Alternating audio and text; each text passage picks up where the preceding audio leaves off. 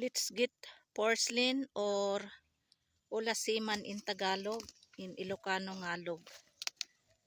So I will cook again because first when I cook, I put tomato. So little bit sour. So I will cook again today without tomatoes. I will saute only garlic, onion, and put some seasoning, salt, like that.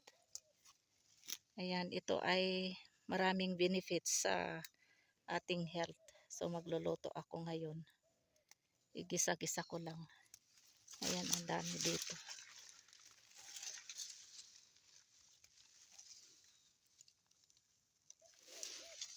Dito sa... Now let's start saute onions.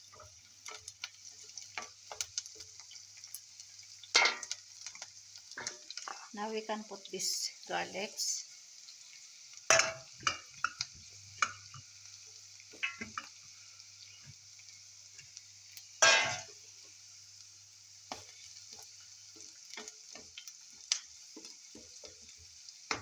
And this one I have to cook today. Just now I get down from our field sa maisan namin.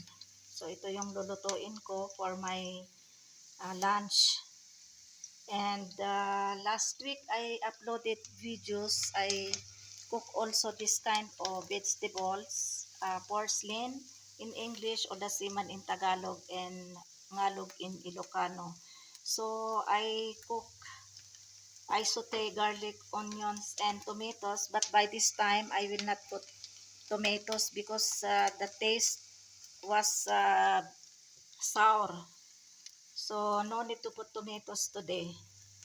Na-conscious lang ako kasi when I uploaded last week, I put tomatoes, so that's why it is taste is sour. So I will not put today tomatoes. So we'll check if yung kamatis talaga yung nakakapang-asim. So just only garlics, onions, and then soy sauce. I have to put soy sauce and salt because no magic sarap or bitsin. So only soy sauce and salt for my seasoning.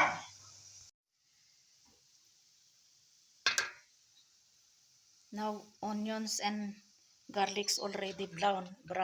Nasunog na yung onions at saka garlic. So we have to put now these vegetables and also this bell pepper or green chilies.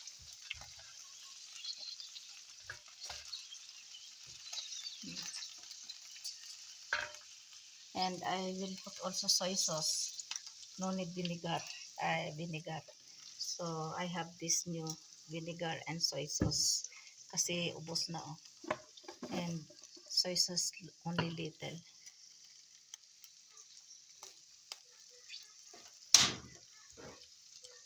Now we'll put now also soy sauce.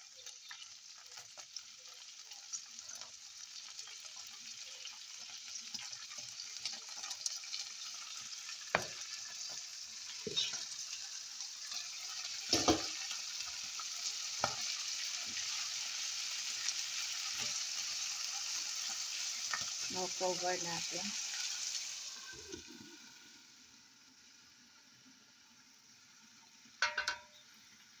Now let's check and we'll taste if salt is enough or if also taste is sour.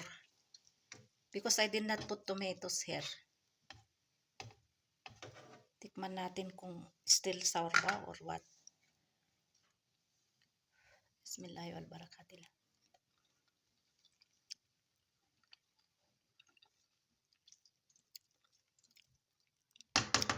I did not put salt here, but taste is okay and little bit sour.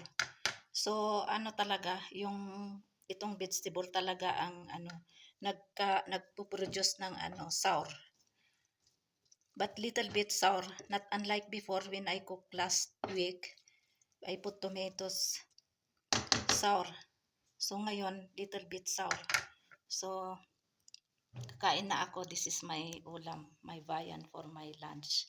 And last night I cook what you call this yung kurbani na he-goat or mutton curry. So ayaw ko nito kumain kasi kurbani ito. Ito last na ito na na kurbani kasi yun nga last June 7 yung Eid, nagkatay sila kay ng dalawang yung alaga namin na he-goats. So hindi ako kumakain. Kumakain naman ako ng ng yung kurbani, kaya lang yung sarili naming alaga ayaw kong kumain. Parang basta hindi ko maintindihan. So para sa kanila ito. Ito yung niluto ko kagabi. So meron pa silang ulam for lunch at saka dinner na din na ako magluluto ng dinner. So ito yung bali niluto ko para sa akin lang. Ayan. So pagkain na ako ng lunch kasi 1:10 PM na.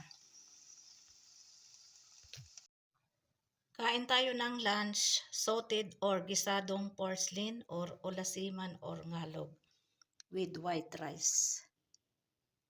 And organic yogurt from fresh milk to yogurt. Ito ay gatas ng cow. Milk of cow. Ayan, pwede na ito.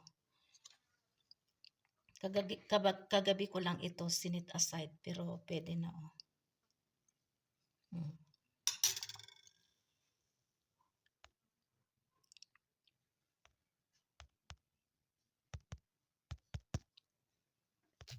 After ako kumain, ito naman yung aking dessert. Pero ang gagawin ko nito ay iuulam ko ito sa kanin.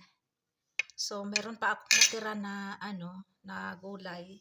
May pang ulam ako for dinner. At saka sa kanila meron na din. So hindi na ako magluluto ng dinner. Ganyan, inuulam ko talaga itong saging o kaya mango. Naalala ko talaga yung tatay ko kasi inuulam. Mga kapatid ko, inuulam nila ang mangga at saka saging sa kanin.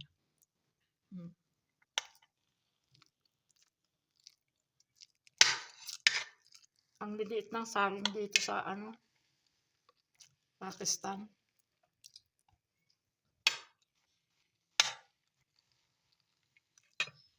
Hindi kagaya sa atin sa Pilipinas yung stanfield ko. Ang lalaki.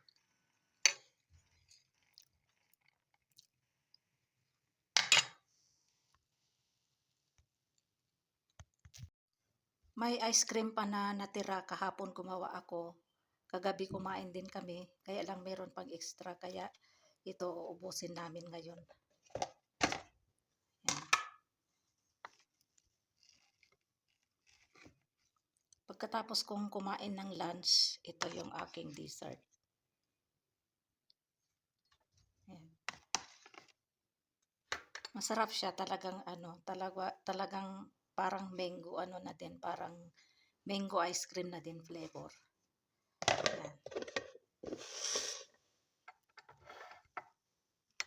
Yan. Yan.